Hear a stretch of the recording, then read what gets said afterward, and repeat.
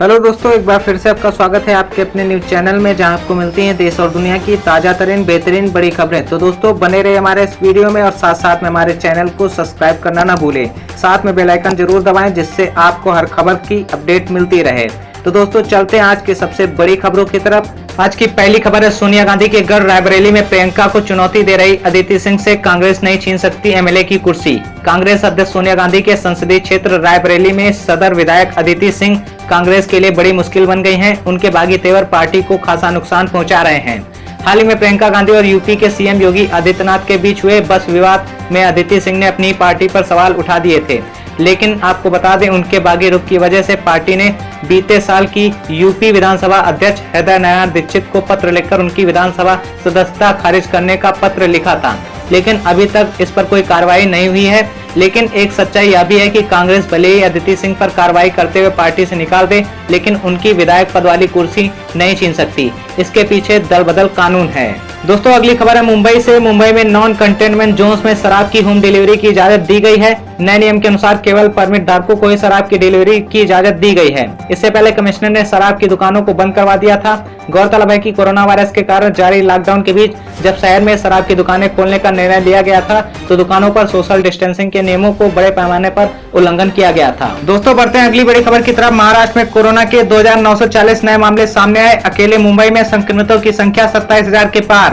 देश में corona virus के संक्रमण से सबसे ज्यादा प्रभावित महाराष्ट्र में शुक्रवार को 2940 नए मामले सामने आए। इन नए मामलों के साथ ही राज्य में संक्रमितों का आंकड़ा बढ़कर 44,582 हो गया है।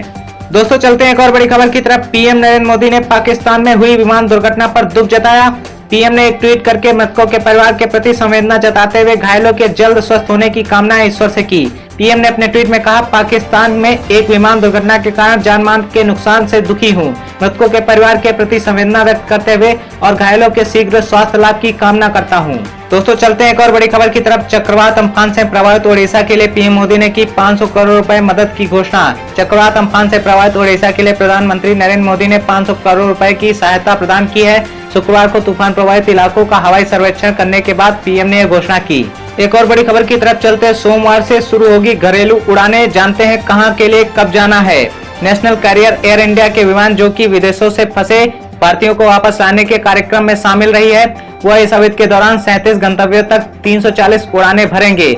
डीजीसीए के कार्यक्रम से पता चलता है कि एयर एशिया 17 गंतव्यों पर 240 उड़ानें संचालित करेगा। वहीं गो एयर 24 अगस्त तक 19 गंतव्यों पर 178 उड़ानें भरेगी। दोस्तों चलते हैं अगली खबर की तरफ। विपक्ष की बैठक में कांग्रेस प्रमुख सोनिया गांधी बोली, पीएम का आर्थिक पैकेज देश के साथ क्रूर मजाक। कोविड-19 महामारी से निपटने में प्रधानमंत्री नरेंद्र मोदी और उनकी सरकार के तौर तरीके की आलोचना करते हुए कांग्रेस प्रमुख ने कहा, सारी शक्ति अब एक कार्यालय पीएमओ में केंद्रित है। उन्होंने कहा कि संघवाद की भावना हमारे संविधान का अभिन्न अंग है, लेकिन इसे भुला दिया गया है।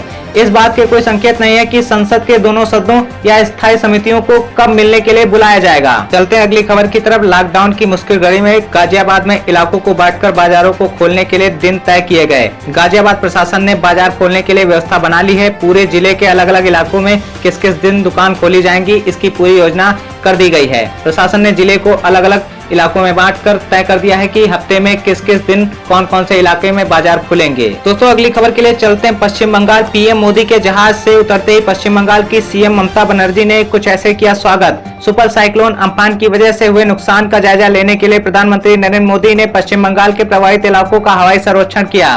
उसके साथ ही विमान में पश्चिम बंगाल की सीएम ममता बनर्जी भी मौजूद थी। पीएम मोदी ने इसके बाद पश्चिम बंगाल के लिए 1000 करोड़ रुपए की फौरन मदद का ऐलान किया। प्रधानमंत्री नरेंद्र मोदी जब कोलकाता पहुंचे तो उनका स्वागत करने के लिए सीएम ममता बनर्जी भी पहुंची थी। पीएम मोदी का ये दौरा हाल ही में कुछ राजनीतिक घटनाक्रमों को देखते हुए भी कुछ खास था, वो भी जब उनके सामने पश्चिम बंगाल की सीएम ममता बनर्जी हो। बीते कुछ दिनों में कोरोना वायरस और लॉकडाउन को लेकर पश्चिम बंगाल की सीएम ममता बनर्जी और केंद्र के बीच जमकर बयानबाजी हुई थी। दोस्तों अगली खबर के लिए चलते झारखंड की तरफ। झारखंड के पूर्व सीएम मधु कोड़ा को हाईकोर्ट में झटका, चुनाव लड़ने पर रोक लगी रहेगी। कोयला घोटाला मामले में झारखंड के पूर्व सीएम मधु कोड़ा को झटका लगा है। दिल्ली हाईकोर्ट ने उन पर दोषसिद्धि पर रोक लगाने से इनकार कर दिया है। हाईकोर्ट ने दोषी ठहराए जाने के फैसले को निलंबित करने से झारखंड के पूर्व सीएम मधु कोड़ा की याचिका खारिज कर दी है। चलते हैं एक और बड़ी खबर की तरफ। बीजेपी के प्रदर्शन में बिना मास्क लगाए दिखे बच्चे। आदित्य ठाकरे का तंज, कोरोना का भूले पॉलिटिक्स प्यारा। आदित्य ठाकरे यही नहीं रुके, एक अन्य ट्वीट में उन्होंने बीजेपी को लेकर लिखा, एक राजनीतिक पार्टी की राज्य इकाई ने एक नया निम्न और एक नया विश्व रिकॉर्ड बनाया है। राजनीति में लिप्त होने और भय, घृणा और विभाजन फैलाने वाली दुनिया की एकमात्र पार्टी, जब दुनिया एक दूसरे की मदद करने के लिए यह सब भूल गई है, यह पार्टी महामारी को भी भूल गई है। दोस्तों अगली खबर है उत्तर प्रदेश से। लॉकडाउन के बीच यूपी में अलग अलग सड़क दुर्घटनाओं में 5 प्रवासी मजदूरों की मौत। उत्तर प्रदेश में गुरुवार रात से हुई अलग अलग सड़क दुर्घटनाओं में 5 प्रवासी मजदूरों की मौत हो गई है और कई घायल हो गए। शुक्रवार सुबह दिल्ली से 102 किलोमीटर दूर पश्चिमी उत्तर प्रदेश के बुलंदशहर जिले में एक दुर्घटना में 2 प्रवासी मजदूरों की मौत हो गई। ये मजदूर गुजरात से सूरत से यूपी के बिजनौर जा रहे थे। दोस्तों चलते हैं अगली खबर की तरफ। आम्रपाली के अधूरे प्रोजेक्ट का मामला, सुप्रीम कोर्ट ने सरकार से एनबीसीसी को 500 करोड़ देने को कहा। आम्रपाली बिल्डर के अधूरे प्रोजेक्ट के मामले में सुप्रीम कोर्ट ने सरकार से एनबीसीसी को 500 करोड़ रुपए का फंड देने और जीएसटी में 1000 करोड़ रुपए की रियायत देने पर विचार करने को कहा। प्रोजेक्ट पूरे नियम का जुम्मा एनबीसीसी को सौंपा गया है। सुप्रीम कोर्ट में आज आम्रपाली की संपत्तियों की बिक्री से फंड जुटाने पर भी चर्चा हुई। प्रवर्तन निदेशालय ने कोर्ट को जानकारी दी कि वित्तीय सलाहकार कंपनी जेपी मॉर्गन के खातों में 187 करोड़ रुपए मिले हैं, जो आम्रपाली में हुए गबन से जुड़े हैं। चलते हैं एक और बड़ी खबर की तरफ। डॉक्टर हर्षवर्धन ने डब्ल्यूएचओ कार्यकारी बोर्ड के चेयरमैन का पद संभाला। कार्यकारी बोर्ड में 34 तकनीकी रूप से योग्य सदस्य शामिल हैं। इसका कार्यकाल 3 साल का होगा। चेयरमैन का पद एक साल के लिए क्षेत्रवार रोटेशन के आधार पर चुना जाता है। डब्ल्यूएचओ के कार्यकारी बोर्ड का मुख्य कार्य हेल्थ असेंबली की ओर से लिए गए निर्णय और नीतियों को लागू करना है तथा इसके कार्य को सुविधाजनक बनाना है। दोस्तों चलते हैं एक और बड़ी और महत्वपूर्ण खबर की तरफ। कोरोना वायरस को लेकर आज दिल्ली में एक भ्रम टूट गया। न रहे किसी गलतफहमी में। जब पूरी दुनिया में कोरोना वायरस का संक्रमण फैलना शुरू हुआ था तो भारत सहित पूरी दुनिया में कई लोगों और विशेषज्ञों की राय थी कि जैसे जैसे गर्मी बढ़ेगी कोरोना वायरस खत्म हो जाएगा या संक्रमण फैलना कम हो सकता है। हालांकि इस मामले के ज्यादातर जानकार इस बात को इनकार कर रहे थे कि कोरोना वायरस पर गर्मी का असर पड़ेगा।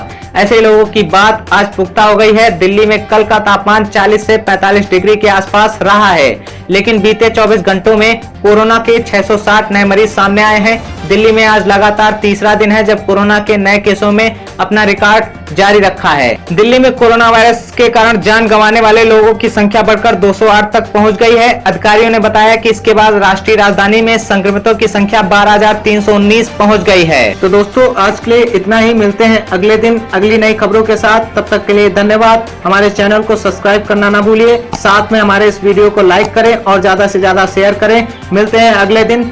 धन्यवाद। जय हिंद।